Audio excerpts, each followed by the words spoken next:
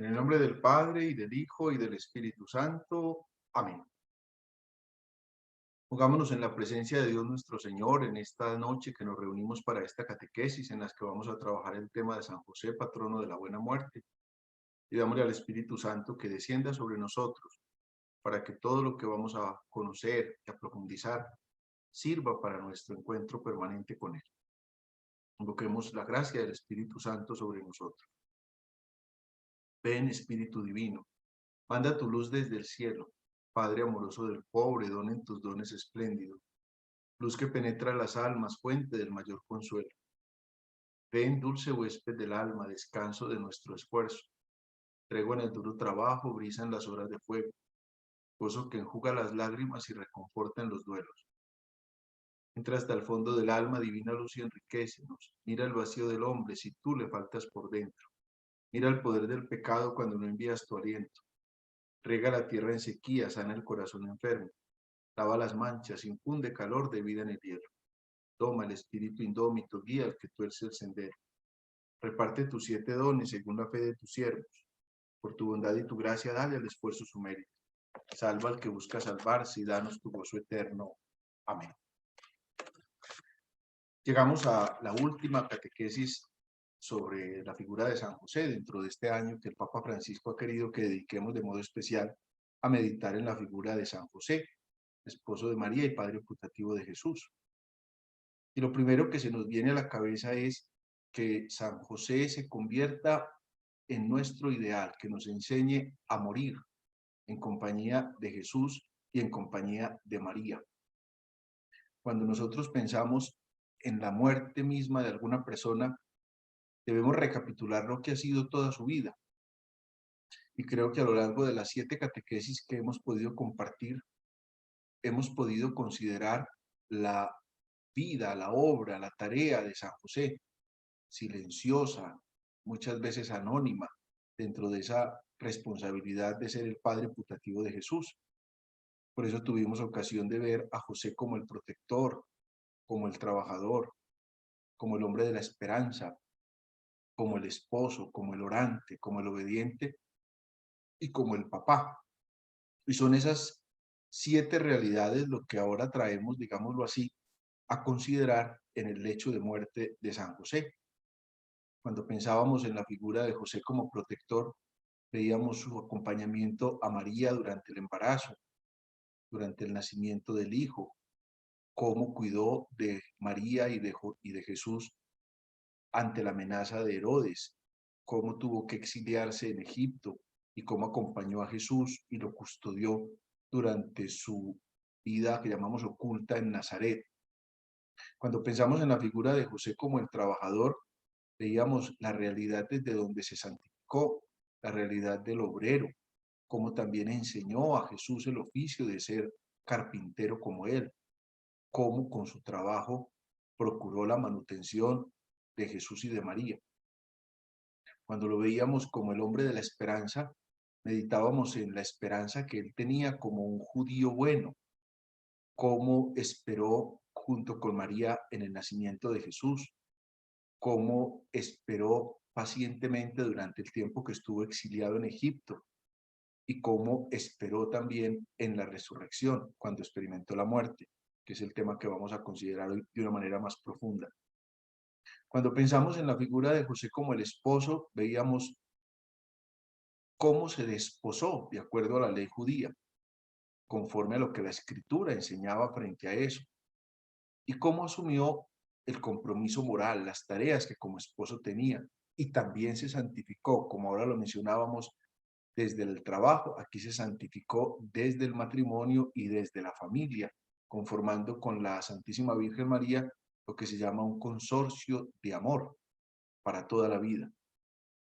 Cuando pensábamos en la figura de José como orante, veíamos en lo que consistía su plegaria, cómo oraba en el templo, cómo oraba con los salmos, cómo oraba dentro de las fiestas cultuales que el pueblo judío celebraba, como la Pascua, como Pentecostés, como la dedicación del templo, como la fiesta de las tiendas, el día de la expiación.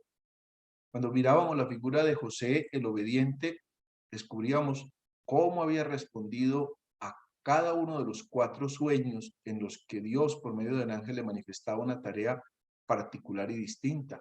Toma a María por tu esposa, vete a Egipto, huye de Herodes, después regresa otra vez a la tierra de Israel, pero ya después regresa a otro sitio distinto porque estaba otro gobernante que ponía en peligro la vida del niño. Y él fue obediente en todo y le enseñó con su obediencia a Jesús a obedecer.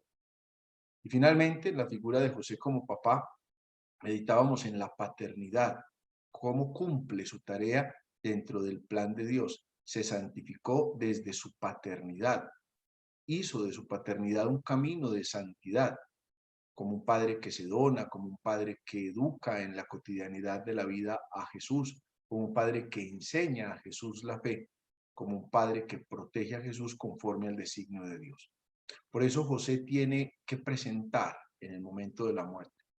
Imagino yo que cada vez que llega el momento de que alguno de nosotros muera, pues es lo que tiene que pensar, ¿qué es lo que voy a ofrendar a Dios? ¿Qué es lo que yo presento en mi corazón? ¿Qué es lo que a lo largo de la vida he podido procurar en beneficio de que mi vida tenga calidad? El San Bernardino de Siena, sobre la muerte de San José, tiene un escrito muy bonito que dice: San José, que hizo las veces de padre de nuestro Señor Jesucristo, que fue verdadero esposo de la Reina del mundo y Señora de los ángeles, que fue elegido por el Padre Eterno como fiel cuidador y guardián de sus más preciados tesoros, a saber, de su hijo y de su esposa, cargo que él cumplió con absoluta fidelidad. Por esto el Señor le dice: bien, siervo bueno y fiel, pasa al banquete de tu Señor. Piadosamente ha de creerse, por tanto, que en su muerte tuvo presentes a Jesucristo y a la Santísima Virgen, su esposa. Cuántas exhortaciones, consuelos, promesas, iluminaciones, inflamaciones y revelaciones de los bienes eternos recibiría en su tránsito de su Santísima Esposa y del dulcísimo Hijo de Dios Jesús. Lo dejo a la contemplación y consideración de la mente devota. Hasta ahí San Bernardino de Siena. Por tanto, nos encontramos acompañando a José en ese momento humano, que es al mismo tiempo la muerte, un momento de trascendencia. Encontramos una primera realidad y es el sentido oblativo de la vida. Oblación es ofrenda, oblación es entrega. Aquí vemos entonces que José, ¿qué es lo que entrega propiamente? Entrega lo que hace, o lo que hizo más bien. Y lo entrega por el sentido más grande de su amor, que parte de sí mismo. Él no está entregando otra cosa distinta a lo que él es. Dios no nos pide a nosotros que entreguemos una cosa distinta a lo que somos. Por eso nos insiste permanentemente en que eso que somos o eso que debemos ser debe ser cada vez mejor. El trabajo que realizamos, el gusto con el que lo realizamos, la ética con la cual lo ejecutamos. Son las responsabilidades que van ayudándonos a madurar en la entrega misma. En la carta de San Pablo a los Romanos, en el capítulo 12, versículos 1 y 2, dice San Pablo: los exhorto, pues, hermanos, por la misericordia de Dios, que ofrezcan sus cuerpos como una víctima viva, santa, agradable a Dios. Tal será su culto espiritual. Y no se acomoden al mundo presente, antes bien, transfórmense mediante la renovación de su mente, de forma que puedan distinguir cuál es la voluntad de Dios, lo bueno, lo agradable, lo perfecto. Esa recomendación nos la hace San Pablo en la carta a los Romanos en el capítulo 12. ¿Qué fue lo que ofreció José? Sin duda, en las catequesis que hemos visto, encontramos ampliamente lo que José ofreció a lo largo de su vida. Lo primero que ofrece es su vida misma. Entregó su vida sin escatimar. Entregó su vida en cada minuto. Primero como un judío fiel, como un judío bueno, como un judío justo. Y luego en su tarea como esposo y en su tarea como padre. Y entregó su vida en servicio de esa comunidad familiar y de esa comunidad social. En segundo lugar, entregó su proyecto de vida, que como ya tuvimos también ocasión de comentar, no es otro que el cumplir la voluntad de Dios. Lo mismo que va a decir Jesús: Mi tarea es hacer la voluntad del Padre, pues el proyecto de José no es otro que cumplir el designio de Dios en su vida. Me imagino que trató de descubrir a lo largo de su vida, en cada momento, sobre todo en esos momentos de tanta turbación y confusión, qué era lo que Dios le pedía y por tanto poner en las manos del Padre Celestial su propio plan, su propio proyecto, que se encaje dentro del proyecto de salvación que Dios tenía trazado para él y para la humanidad. En tercer lugar, José ofrenda su trabajo, porque la mayoría de tiempo lo pasa trabajando, como nosotros. La mayoría de tiempo la pasamos en nuestras tareas diarias y es desde ahí, no a pesar de ahí, sino desde ahí que buscamos un camino de santificación en el trabajo dedicado y constante, el trabajo hecho con gusto, con ética, con profesionalismo, dando lo mejor de lo que él sabía hacer, porque a nadie le piden lo que es imposible. En cuarto lugar, José ofrenda la custodia que presta a María y a Jesús en las diferentes vicisitudes que se le presentan a lo largo de su vida, como ya hemos tenido ocasión de comentarlo. Cuánto habrá sufrido con su esposa ya a punto de dar a luz y tener que ir de una ciudad a otra para un censo, después tener que salir con una mujer que recién ha dado a luz a un niño y con un niño recién nacido para Egipto, tener que estar allí, cumplir con unas tareas allí, sin ser su tierra, sin conocer su lengua, sin ser su cultura, sin tener su ambiente familiar.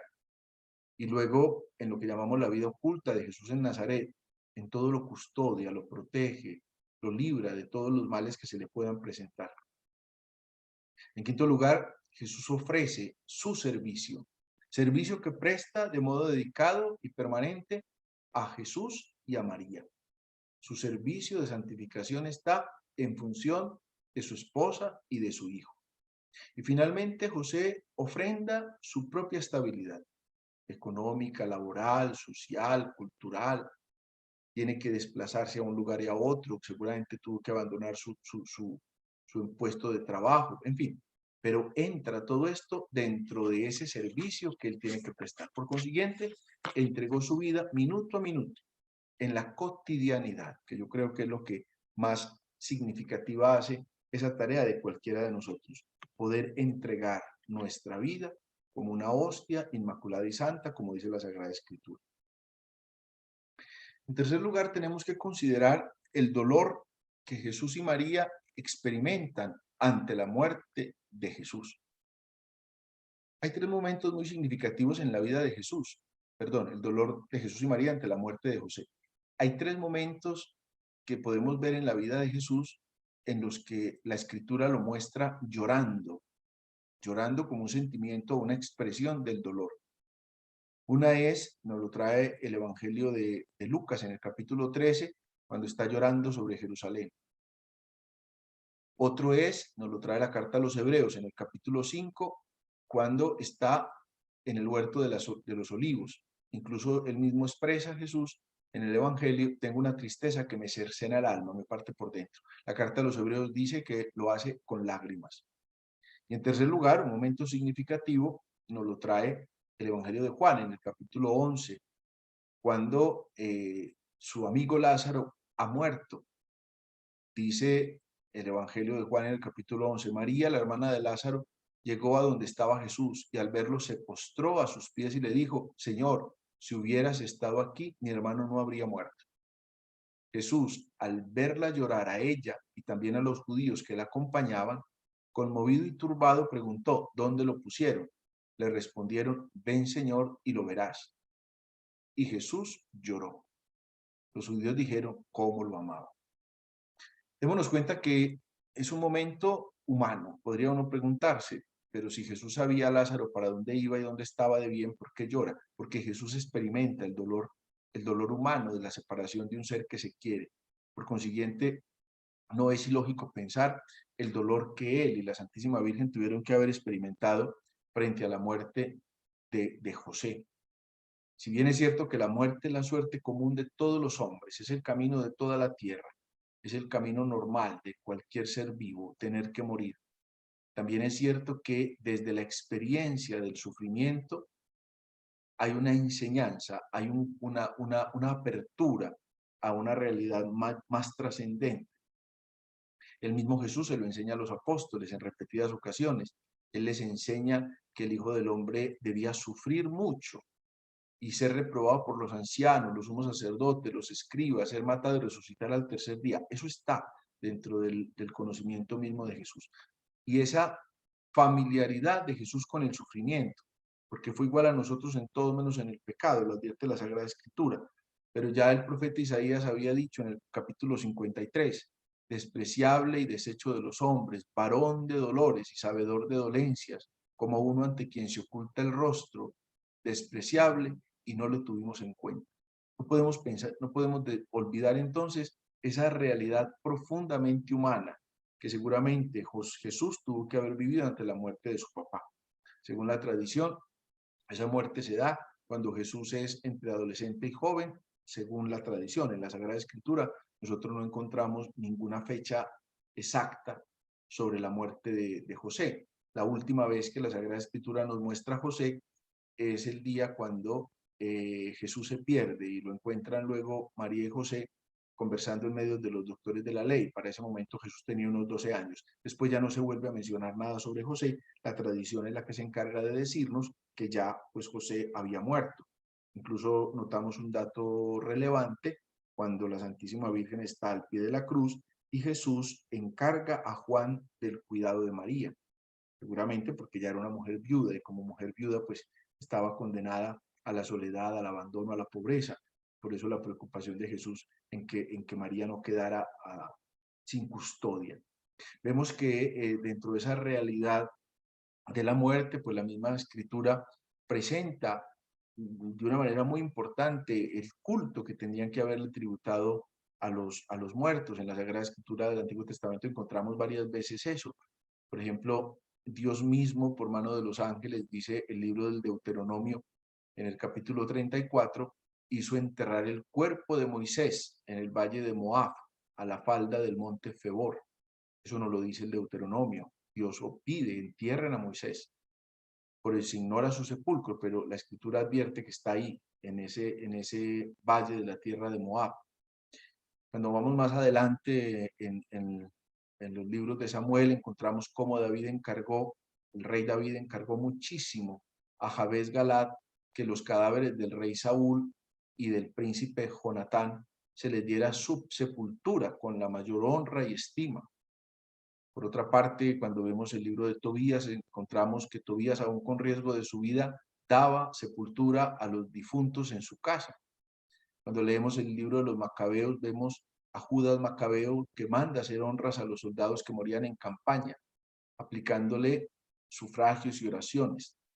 Ya en el Nuevo Testamento encontramos, por ejemplo, cuando degollaron a Juan el Bautista, los discípulos tomaron el cuerpo y le dieron sepultura. Eso nos lo afirma San Mateo en el capítulo 14. Y finalmente, pues la sepultura más relevante de todas la encontramos en Jesús mismo, cuando es sepultado, como nos lo dicen los evangelios. Vemos entonces que hay un vínculo importante, culturalmente hablando, con el muerto. El muerto no se deja por ahí botado, ni se guardan ni su cuerpo, ni sus restos, ni sus cenizas toda la vida en un closet, como si no tuvieran un valor y un significado, sino que hay un momento profundo de conmoción y de luto de parte del doliente, pero un profundo respeto por esa persona del que ha muerto. Entonces no podemos olvidarnos de esa tristeza que tuvieron que haber experimentado Jesús y María ante la muerte de José. Por otra parte, encontramos en la muerte de José que hay una esperanza en el más allá. San José, como patrono de la buena muerte, nos acompaña con Jesús y con María en el tránsito de nuestra vida a la vida eterna. Es puesto como modelo como patrono de la buena muerte, precisamente porque en la tradición se ha siempre reflexionado en que muere en medio de Jesús y de María. ¿Quién quisiera más morir o estar en el momento de la muerte acompañado por Jesús y por María? Por eso la Iglesia desde siempre se ha encomendado en la hora de la muerte a José, pidiéndole que le conceda la paz en el alma y la participación en la visión beatífica, es decir, en la vida eterna. porque la iglesia siempre nos ha preparado o nos ha invitado, y nos ha animado a prepararnos para la hora de nuestra muerte. De manera que pues toda nuestra vida sea un caminar hacia la vida futura, un caminar hacia la vida eterna. Gracias a Cristo que vence la misma muerte, nosotros podemos encontrar un sentido en el más allá. Jesús, en el Evangelio de Juan, en el capítulo 11, versículo 25, dentro de una de las autopresentaciones que hace, él mismo se presenta como la resurrección y la vida. Yo soy la resurrección y la vida, lo dice. Pero, ¿qué concepción podría tener José frente a esto? Y lo leemos en el libro de los Macabeos, o también lo leemos en el profeta Daniel. Advierte frente a los martirios en los Macabeos y dice: el Rey del mundo a nosotros que morimos por sus leyes nos resucitará a una vida eterna. Eso lo encontramos en la segunda Macabeos capítulo 7 versículo 9. Incluso antes del martirio, uno de los mártires macabeos advierte: es preferible morir a manos de los hombres con la esperanza que Dios otorga de ser resucitado de nuevo por él. Incluso cuando Jesús llega donde Marta y María y ya encuentra a Lázaro muerto, Jesús le advierte a Marta: no te preocupes, que Lázaro resucitará. Y Marta le advierte: sí, yo sé que resucitará al final de los tiempos. Es decir, José hace parte también del grupo judío que espera en el más allá. Y en ese momento que José experimenta la muerte, pues todavía no se ha vencido la muerte, porque sabemos que la muerte es vencida por la resurrección de Cristo, pero tiene una esperanza, como buen judío, tiene una esperanza en la vida futura, tiene una esperanza en la vida eterna. Sabemos que en la muerte nosotros experimentamos la resurrección. Con la muerte el hombre cae en la corrupción, pero su alma va al encuentro con Dios. La muerte parece como la terminación normal de la vida, pero al mismo tiempo el recuerdo de nuestra mortalidad sirve para hacernos pensar que no contamos más que con un tiempo limitado para llevar a término nuestra vida, pero que luego vendrá la vida futura. Entonces, a pesar de la angustia que puede suscitarnos la muerte misma, encontramos cómo el asumirla desde una óptica de esperanza nos lleva a descubrir también el encuentro pleno y absoluto con el Padre. Gracias eso a lo que nos fue revelado en Jesucristo. Con la muerte, Dios llama al hombre así. Es, digámoslo así, la máxima de las donaciones.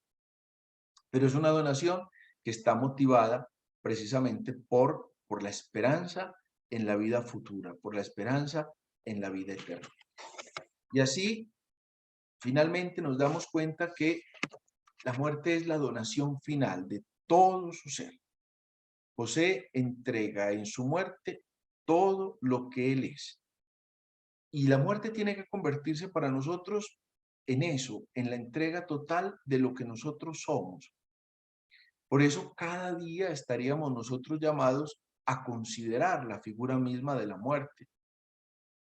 Dentro de las oraciones de la liturgia de las horas hay una que hacemos, todos la pueden hacer, pero de modo particular los sacerdotes, que se llama las completas. Y en la oración de completas se termina con una oración que dice: ahora, Señor, según tu promesa, puedes dejar a tu siervo irse en paz, porque mis ojos han visto a tu Salvador, a quien has presentado ante todos los pueblos, luz para anunciar a las naciones y gloria de tu pueblo Israel. Que es la oración que hizo el anciano Simeón después de que encontró a José y a María en el templo, cuando fueron ellos a presentar al niño Jesús. Pero termina la oración de completas el sacerdote o quien la hace diciendo: el Señor nos conceda una noche tranquila y una santa muerte. La pregunta es: este día yo ya hice todo lo que podía hacer. Yo hasta la fecha he vivido con plenitud. La verdad es que el momento de la muerte es el momento de la donación total, pues ya donamos todo lo que somos. La prueba está que no nos llevamos ni nuestro propio cuerpo. Es el abandono más profundo. Quizás es el momento humanamente más traumático, en la medida en que ya lo dejamos todo. Dejamos hasta la gente que amamos, dejamos hasta nuestros apegos, pero lo estamos entregando, estamos ofrendando, nos estamos abandonando absolutamente a Dios, porque tomamos conciencia de lo que la carta a los Hebreos dice, es que ya no hay retorno. Hebreos 9:27, es que solo se muere una vez. A veces, dentro de esta realidad moderna que nos ha querido vender muchas ideas frente a la reencarnación, frente a la reanimación, y vemos cómo incluso algunos que se llaman cristianos se dan o se permiten creer en una cosa que contradice el evangelio mismo, como es la reencarnación. Nos damos cuenta que es como una insatisfacción que al mismo tiempo no nos permite siquiera decir, bueno, es que hoy estoy viviendo a plenitud. Y por eso la muerte debe ser un momento tan esencial de la vida porque nos abre la puerta a la eternidad y nos invita a dar ese paso a la eternidad. Cristo mismo se presenta en el Evangelio de Juan como la puerta, y esa puerta final que se cruza después de la muerte, pues es la puerta a la plenitud. Y ahí el interés de la iglesia en que nosotros estemos siempre preparados para ese paso total y definitivo, en el que ya nosotros nos donamos con todo nuestro ser, donamos con todo lo que somos, entregamos finalmente lo que hemos hecho. Sin embargo, advierte el Evangelio, al final de la vida tendremos que decir, siervos inútiles somos, solo hemos hecho lo que tendríamos que hacer. La pregunta de fondo es si al menos lo que teníamos por hacer lo hemos hecho.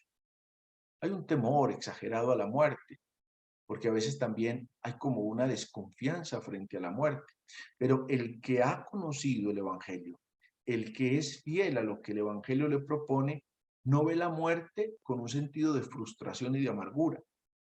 Ve la muerte con un sentido de esperanza, con un sentido de donación, con un sentido de entrega, con un sentido de alegría. ¿Por qué? Porque es volver a la casa del Padre, es entregarnos definitivamente en las manos del Padre, poder reposar en las manos del Padre. Si bien es cierto que a veces la moridera más bien nos puede dar un poco de temor, es decir, bueno, ¿cuál será el modo en el que yo voy a morir? Y si yo muero de esta manera y si muero de esta otra, pero no nos podemos quedar en la moridera. Lo importante es que la muerte es el encuentro total y definitivo con el Señor. Por eso hay que estar vigilantes, hay que estar siempre atentos. A la hora que llegue el encuentro con el Señor debe ser un momento también de alegría, que nosotros podamos experimentar ese momento de tránsito con una cierta plenitud. Yo les puedo confesar que me ha tocado acompañar a muchas personas en el último momento de la vida o en los últimos momentos de la vida, y he encontrado muchas personas que han vivido a plenitud y están experimentando ese momento de agonía cuando están en estado de conciencia, pero lo experimentan con una alegría, con una paz, con una tranquilidad interior, y yo a veces he sentido como envidia. Yo digo, ojalá que cuando me toque el turno yo pueda tener esa misma paz y tranquilidad que esta persona tiene. ¿Y a dónde está el secreto de esa persona? En que ha vivido en plenitud y ha sabido confiar plenamente en lo que Dios le ha prometido. Por eso no debemos tener temor ante la muerte. Mirar la figura de San José es al mismo tiempo una oportunidad de pensar, bueno, yo también voy a pasar por ahí, quién sabe cuándo me tocará, puede que falte mucho, puede que falte poco, eso no es lo que interesa. Lo que interesa es que en el momento en que llegue ese paso a la vida eterna por medio de la muerte, yo pueda sentir la paz, la serenidad, la donación, la entrega, como lo sintió José, como la sintió María, como la experimentó Cristo mismo, con la cual venció a la muerte misma. Por eso yo los invito a que cada día nos dispongamos incluso para la muerte, que podamos decir, hoy viví a plenitud. Yo creo que esa sería la mejor disposición a la muerte. Si yo estuviera haciendo una llamada telefónica y fuera la última llamada con esa persona, yo le diría lo que le estoy diciendo. Si yo tengo que prestar un servicio, sería el último servicio que voy a prestar. Esa sería la manera como lo haría. O le pondría más diligencia, le pondría más amor. Si yo estoy participando de la última Eucaristía en mi vida, lo estaría pasando como tan desapercibidamente como puede que haya pasado la última. En fin, fíjense que pensar en la muerte es darle valor a lo que estoy haciendo, porque solo sabe morir aquel que ha sabido vivir y vivir a plenitud. Yo los invito a que terminemos esta catequesis hoy, cerrando este ciclo de catequesis que hemos podido compartir sobre la figura de San José en este año dedicado a San José por el Papa Francisco, haciendo esta oración por el momento mismo de nuestra muerte. Oh José bendito, tú que expiraste en el abrazo amoroso de Jesús y María. Cuando el sello de la muerte se cierne sobre mi vida, ven en mi auxilio, junto con el Señor Jesús y Santa María. Obténme este solaz para que en esa hora pueda morir en sus santos brazos a mi alrededor.